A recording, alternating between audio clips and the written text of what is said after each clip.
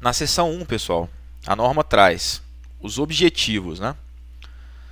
E aí no objetivo geral, ela já começa a delimitar melhor do que nós estamos falando e de que características, né, que requisitos esse GSI vai submeter. A primeira coisa que ela diz aí nesse momento é o seguinte: essa norma cobre todos os tipos de organização. Por que a norma está dizendo isso para a gente nesse exato momento? Porque, eventualmente, para quem leu a norma somente naquele trechinho de cima, que ela fala, olha, a implementação de um SGSI é direcionada pela natureza, pelo tamanho, pelos requisitos do negócio para a segurança da informação, etc. e tal. Um desavisado pode chegar e dizer, olha, beleza, mas se a norma me faculta essa possibilidade, né, de direcionar a implementação de acordo com a minha natureza, tamanho, etc. e tal, às vezes eu tenho uma organização que é de uma natureza muito específica, então a norma está abrindo um precedente para que eu não a siga. Não, justamente o contrário. Ela quer dizer o seguinte ali, que você deve considerar fortemente o teu contexto de negócio, a natureza da tua organização, para poder implementar um SGSI. Mas que, ainda assim, essa norma ela é aplicável a todos os tipos de organização. Ou seja, todas as organizações têm necessidades básicas mínimas com relação à gestão de segurança da informação. Tem requisitos mínimos. Ok?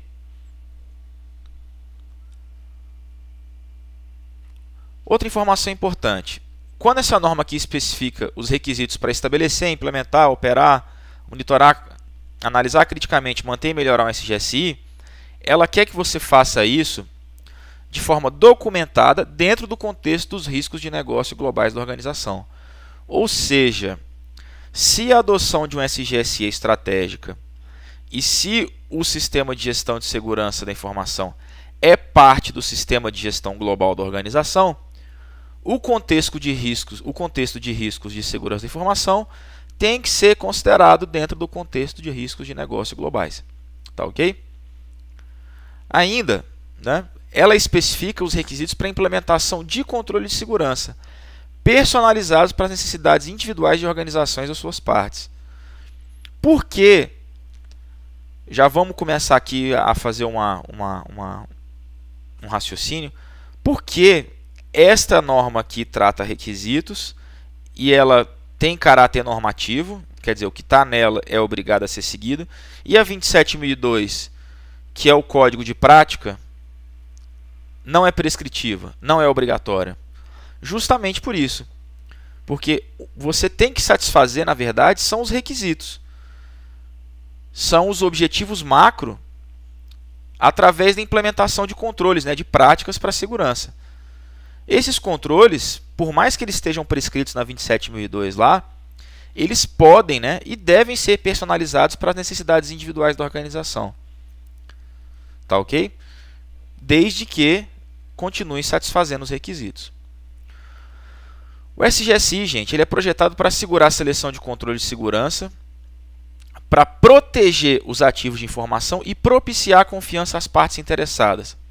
Então, qual é o propósito de um SGSI? É proteger os ativos de informação e propiciar a confiança às partes interessadas. Olha, veja, é uma definição técnica, proteger os ativos de informação, e na segunda parte, que é propiciar a confiança às partes interessadas, é governança pura. Tá ok? E mais um detalhe, já chama a atenção dos senhores. Essas normas ISO para a gestão de segurança da informação são normas que têm cunho, têm veio muito forte, muito sólido sobre a governança. Muito menos sobre a área técnica de segurança da informação, muito mais sobre a gestão e a governança. Tá ok? Aplicação dessa norma. Os requisitos que são definidos nela são genéricos, aplicável a qualquer organização, independente de tipo, tamanho e natureza.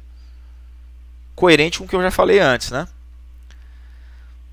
Uma coisa importante, As seções 4, 5, 6, 7 e 8 são as seções que efetivamente trazem os requisitos, tá? Aqui nós estamos só na parte introdutória. E a exclusão de qualquer um desses requisitos nas seções 4, 5, 6, 7 e 8 não é aceitável quando uma organização quer reivindicar lá uma conformidade com a 27001.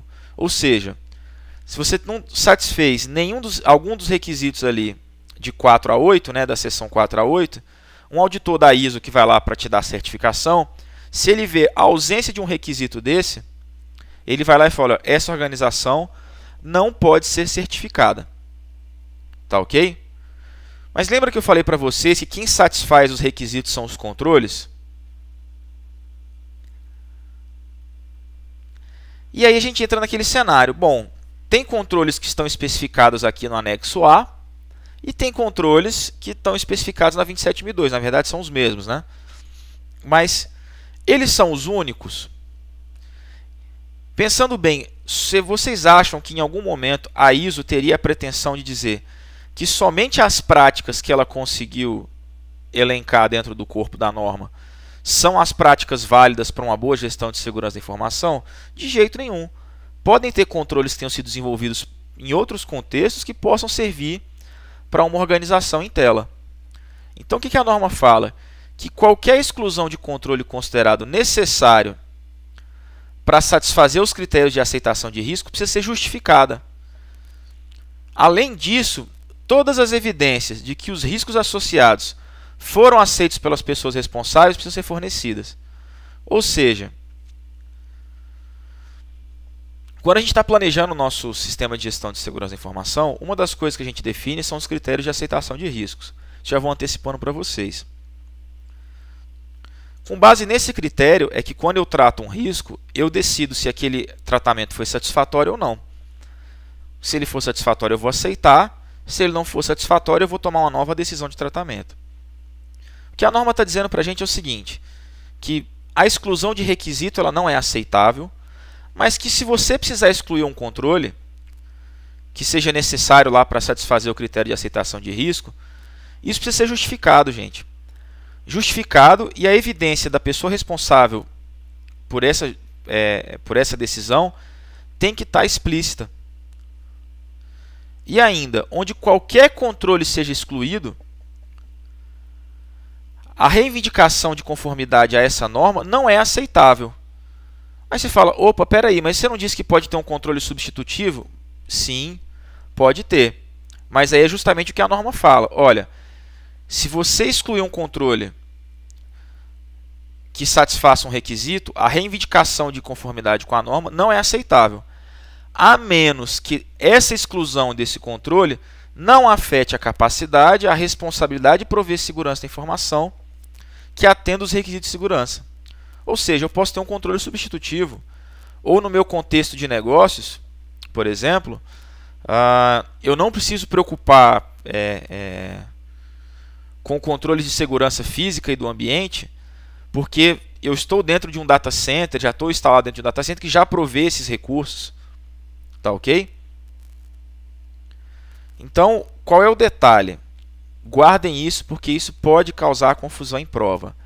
Requisito, eu posso excluir e pedir certificação junto a 27001? Jamais. Agora, controles. Eu posso fazer exclusão de um controle e pedir certificação? A priori, não. Mas, se você o fizer dentro de um contexto documentado, que os responsáveis sejam associados e que você demonstre que você não vai afetar a capacidade da organização ou a responsabilidade de prover segurança da informação, se você vai continuar satisfazendo os requisitos de segurança da informação, e se você vai continuar atendendo os requisitos legais e regulamentares aplicáveis, aí você pode excluir o controle ou substituí-lo por um controle equivalente. Tá ok? Guardem isso, importante. Referência normativa, gente. Nessa seção, a norma é bem pequenininha, ela diz o seguinte, olha, é indispensável a aplicação da 27001 a 27002. que na verdade ela se refere como 17799, né? A época da edição da 27001, a 17799 não tinha sido renomeada ainda. Mas trata-se da 27002, ou seja, para a aplicação da 27001 são indispensáveis os controles da 27002, que ali é uma referência das melhores práticas para satisfazer os requisitos que aqui estão sendo descritos. Tá ok? Agora a norma vai entrar com a gente no nivelamento teórico, né, de termos, porque ela vai começar a citar bastante coisa e a gente tem que ter algumas definições claras. Pessoal, questão de prova sobre termos e definições desaba. Inclusive aqueles que se interessarem por certificação, a Exim 27002, o primeiro nível da certificação, ela cai só a parte conceitual das normas, basicamente. Tá ok? No caso da 27002, né? Ela só cai a parte conceitual. E muitos dos conceitos da 27002 estão aqui na 27001 também. Primeiro conceito, ativo. Pessoal, a definição de ativo é a mais genérica possível. É qualquer coisa que tenha valor para a organização. Qualquer coisa que tenha valor para a organização eu posso considerar um ativo. Pode ser um mobiliário, desde que esteja relacionado ao nosso contexto de SI. Pode ser um papel, pode ser a conversa falada numa reunião, pode ser um documento de política de segurança da informação, pode ser um documento eletrônico, pode ser uma imagem, desde que aquilo ali tenha valor para a tua organização, você pode nomear aquilo um ativo, tá ok? Aqui nós vamos falar um pouquinho das propriedades também, né? A norma também vai definir. Disponibilidade é a propriedade estar acessível e utilizável sob demanda por uma entidade autorizada. E confidencialidade, propriedade que a informação não esteja disponível ou revelada a indivíduos, entidades ou processos não autorizados. Aqui eu já abro um parênteses e o pessoal me pergunta muito. Faguri, o CESP dá uma floreada nesses conceitos toda vez na prova e eu sempre me confundo se ele está querendo se referir à disponibilidade ou confidencialidade. Para aqui tem um macete, tá? A disponibilidade, gente, é sempre um conceito positivo de que a informação vai estar acessível, vai estar utilizável, vai estar visível sob demanda para quem tem autorização. A confidencialidade é um conceito que tem um caráter negativo, de negar a informação não vai estar disponível ou ela não vai ser revelada aos indivíduos, entidades ou processos não autorizados. Tá ok? Guardem esse macete porque o CESP tem esse péssimo hábito, né, de florear, por exemplo, um conceito simples. Então, se você conseguir, dentro disso, já identificar que ele está negando. Se ele está negando o acesso à informação, ele está querendo falar o conceito de confidencialidade mesmo. Tá ok? Ou então, se ele está dando uma conotação positiva de estar acessível, de estar utilizável, ele está dizendo disponibilidade. Segurança da informação. O que é segurança da informação? É a preservação da confidencialidade, integridade e disponibilidade da informação. E aí, adicionalmente, outras propriedades, tais como autenticidade, responsabilidade, não repúdio, confiabilidade, também podem estar envolvidas. Mas aqui fica muito claro que, para o escopo dessa norma, a preocupação é a preservação da confidencialidade, da integridade e disponibilidade. E aí ela diz que, adicionalmente, quer dizer, como um plus, outras propriedades, tais como autenticidade, responsabilidade, não repúdio e confiabilidade, podem também estar envolvidas, né? Até porque são propriedades derivadas que a gente chama. Evento de segurança da informação. Pessoal, guardem essa pequena informação antes de ler a definição. Evento de segurança da informação é uma alteração no estado de um ativo. Alteração no estado de um ativo significativa sob a óptica da gestão de segurança da informação. Quer dizer que é um problema? Quer dizer que aquele evento é algo ruim? Não. Mas pode ser relevante no âmbito da segurança da informação. Tá ok? E o conceito da norma diz isso, olha, que um evento de segurança da informação é uma ocorrência identificada de um estado de um sistema, serviço ou rede, indicando uma possível violação da política de segurança da informação, ou falha de controles, ou uma situação previamente desconhecida que possa ser relevante para a segurança da informação. Ou seja, se o meu agente SMB lá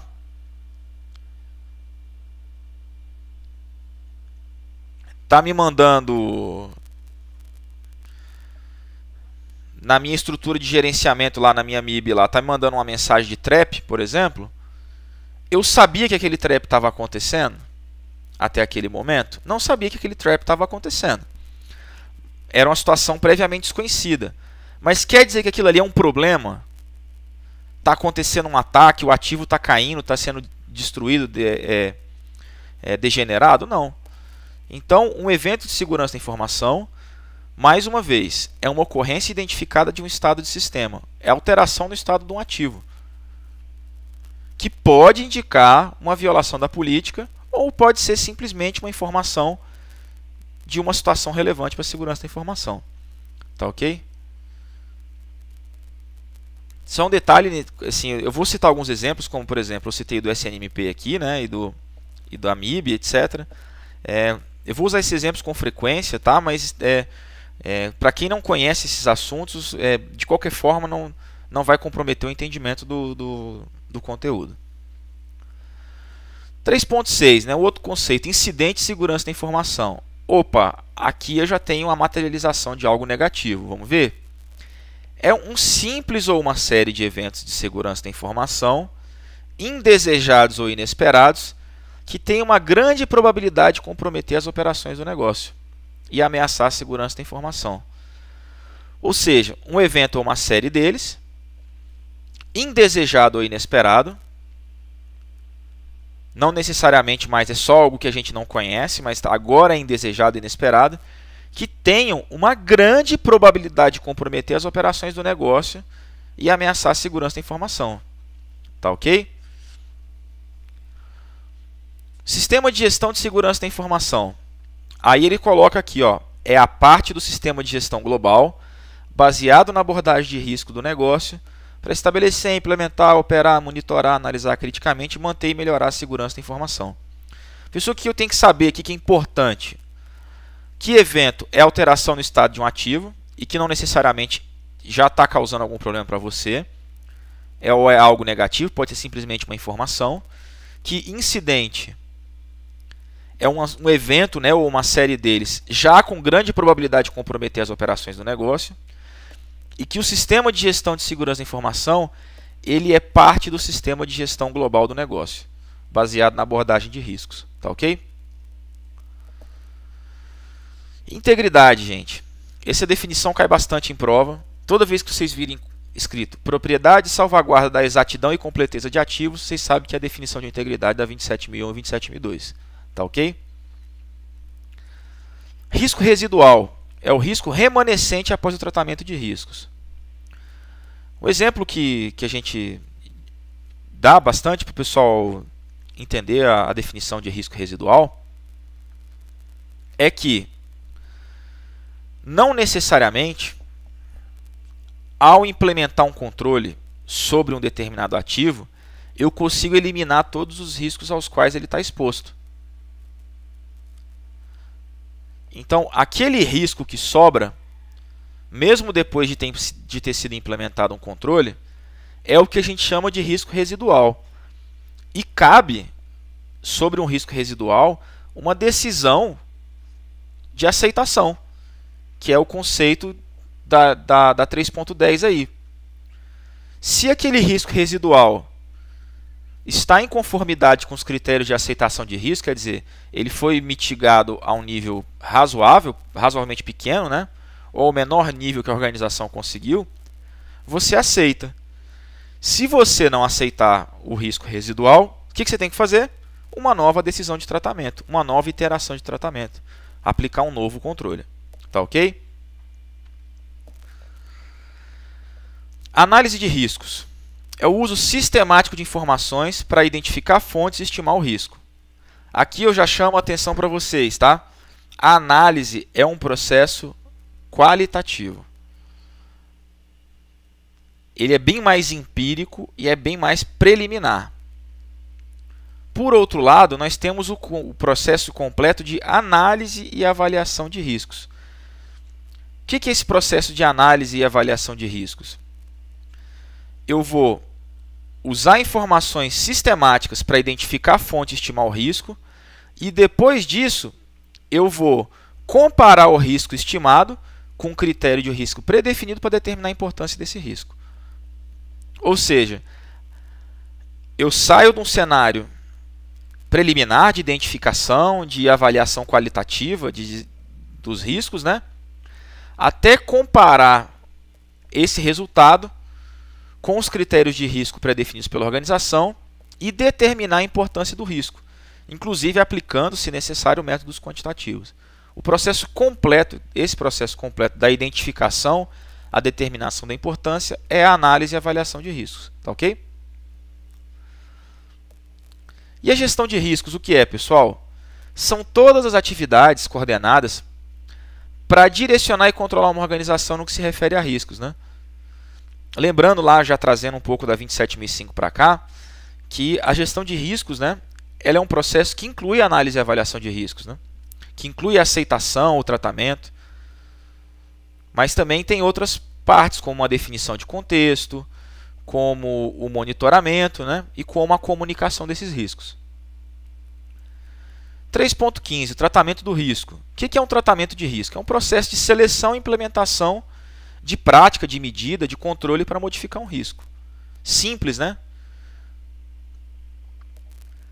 Nesse cenário aqui, a gente já sabe, né, que a norma utiliza o termo controle como sinônimo de uma prática, como sinônimo de uma contramedida. 3.16, declaração de aplicabilidade. É a declaração documentada que descreve os objetivos de controle e controle que são pertinentes e aplicáveis ao SGSI de uma organização. Opa, o que é isso, professor? Lembra que eu falei para vocês que os controles e os objetivos de controle satisfazem os requisitos de segurança da informação que estão descritos na 27001? Pois bem, muitas vezes aqueles controles ali que estão descritos na 27002 ou no próprio anexo A da 27001, eles não são aplicáveis. Isso quer dizer que você simplesmente não vai aplicar e pronto, vai ficar por isso mesmo? Claro que não. Você tem que montar um documento na tua organização, que geralmente pode até ser anexado à política de segurança da informação, que é a declaração de aplicabilidade. O que vem na declaração de aplicabilidade? Uma lista de todos os objetivos de controle e controle que satisfazem os requisitos, aqueles que estão sendo implementados, que vão ser implementados, eles são descritos exatamente como está na norma. Ou, no caso, se a organização tem um controle paralelo, ela descreve ali. Os controles que não são aplicáveis, deve ser colocado na declaração de aplicabilidade uma justificativa. Olha, este controle é não aplicável porque a organização já tem estrutura similar que atende ao requisito. Entendem esse detalhe? Então, assim, o que contém a declaração de aplicabilidade? Todos os objetivos de controle e controles, aplicáveis e não aplicáveis. Os não aplicáveis têm que ser justificados. Ok? Entrando finalmente nos requisitos, meus queridos. O sistema de gestão de segurança da informação. O requisito geral é que o teu SGSI seja documentado dentro do contexto das atividades de negócio globais da organização e os riscos que ela enfrenta. Coerência com os riscos da organização e o contexto de atividade global do negócio. O que ela está querendo dizer? Olha, quando eu for documentar o meu SGSI, essa documentação não é só para o pessoal da TI ficar controlando, não. Essa documentação é importante dentro do contexto das atividades de negócio globais da organização. E devem ser considerados os riscos que a organização enfrenta na hora de implementar um sistema de gestão desse. Então, digamos o seguinte, que uma organização estabeleceu um SGSI bonitinho, está tudo funcionando, tal, está todo mundo rodando os processos, etc. e tal. Mas esse SGSI foi copiado de uma indústria do lado. Ou seja, esse SGSI ele não reflete as atividades de negócio da organização. Ele não reflete os riscos que ela enfrenta. Ou seja, numa eventual auditoria da ISO, o nosso auditor vai chegar, vai olhar e dizer, olha, teu SGSI está lindo, ele cumpre tudo o que ele promete, mas tem um problema grave. O requisito geral não foi atendido, que é ele ser feito, montado em cima dos riscos da organização. Você trata um monte de risco aqui que é de um outro, que é de um terceiro, que você copiou. O seu você não conhece. Tá ok? E para os efeitos dessa norma, o processo, né, todo o processo aqui é usado, que foi usado aqui é baseado no modelo PDCA.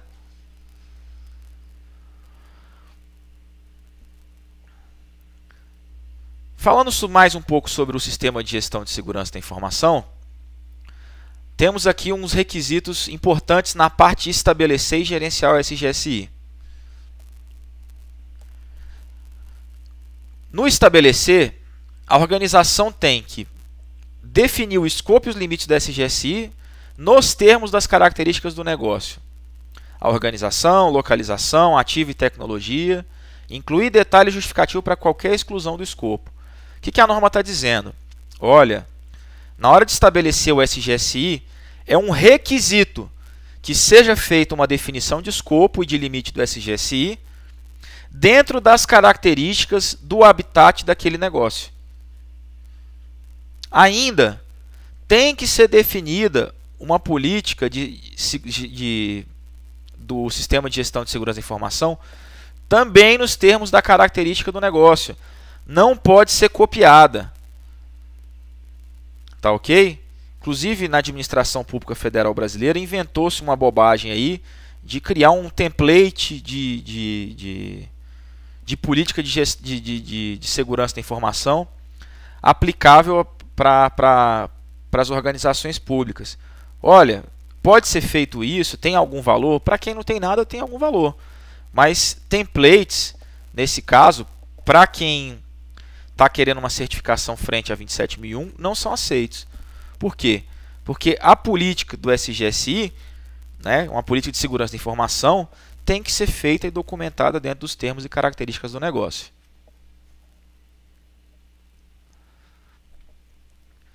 Ainda não estabeleceu o SGSI, é preciso que seja definida a abordagem de análise e avaliação de riscos. O que ela está querendo dizer com isso? Que a metodologia para você fazer as análises e avaliações de riscos, para você identificar os riscos, estimar a magnitude, até você chegar lá ao ponto de determinar a importância do risco, né, no final na avaliação de riscos, isso aí tem que ser feito, né, tem que ser feito baseado numa metodologia, alguma coisa que eu execute, que eu rode sistematicamente, para garantir a consistência daqueles resultados da análise e avaliação de riscos. E a norma ainda bota uma observação, né? Que a metodologia de análise e avaliação de riscos, ela tem que assegurar que as análises e avaliações de riscos produzam resultados comparáveis e reproduzíveis. Isso só vai acontecer se você tiver uma metodologia definida, se você tiver parâmetros. Entende a importância de definir uma abordagem?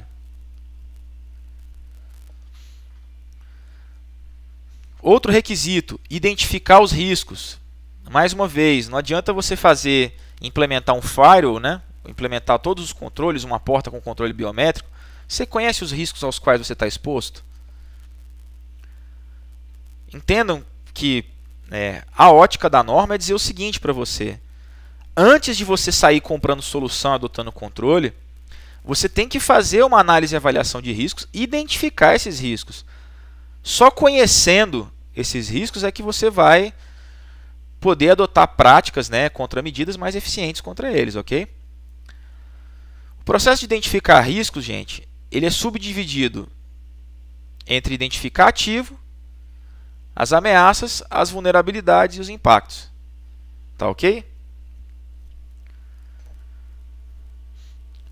O analisar e avaliar os riscos, né, a análise e avaliação, inclui avaliar os impactos, a probabilidade real de ocorrência, estimar os níveis de risco, determinar se os riscos são aceitáveis ou se eles precisam de um novo tratamento. Ou seja, é um processo bastante completo que vai te ajudar a tomar de forma mais precisa possível a decisão de tratamento. Quais controles eu vou utilizar, quais práticas eu vou utilizar. Ok? Ainda no estabelecer, outros requisitos. Você tem que identificar e avaliar as opções de tratamento de risco. Não é simplesmente escolher a primeira e aplicar. Tá ok? Você tem que selecionar objetivos de controle e controle para o tratamento de riscos. Mais uma vez, selecionar. Não é escolher aleatoriamente. Não é pegar na norma um controle e jogar. Outro requisito importante. Tem que ser obtida sempre, sempre, sempre a aprovação da direção dos riscos residuais. Você fala, nossa, mas eu tenho que levar, por exemplo, eu estou aqui numa organização, num ministério, o ministro tem que aprovar, o gabinete do ministro tem que aprovar um risco residual de segurança da informação? Sim. Por quê? Porque o sistema de gestão de segurança da informação, ele é estratégico e ele é parte do sistema de gestão global do negócio. Se um risco residual for aceito por um indivíduo de segurança da informação, da área de TI, e eventualmente aquele controle fure e a informação vaze, quem vai ser prejudicado? É somente a área de tecnologia da informação ou a instituição inteira? Então, a direção compete a aprovação dos riscos residuais, tá ok? Outro requisito, obter autorização da direção para implementar e operar o SGSI. Importantíssimo, né? Não adianta a gente querer começar a implementar um sistema de gestão de segurança da informação na base da pirâmide, sendo que a direção não está ciente e não está comprometida com esse processo. Porque se ela não tiver, deixa de ter validade no negócio. Diminui o poder de impacto, de abrangência de um sistema de gestão de segurança da informação. Então é importante que, nesse sentido, a direção autorize a implementação e operação do SGSI, de preferência através de uma portaria, de um ofício, de um memorando, dizendo, olha, fica instituído o sistema de gestão de segurança da informação que deve ser cumprido por todos dentro da organização. Um requisito também importante, sem ele não há certificação, preparar uma declaração de aplicabilidade. Lembra que a declaração que você seleciona os controles diz quais são aplicáveis e não aplicáveis? Esse é um documento obrigatório.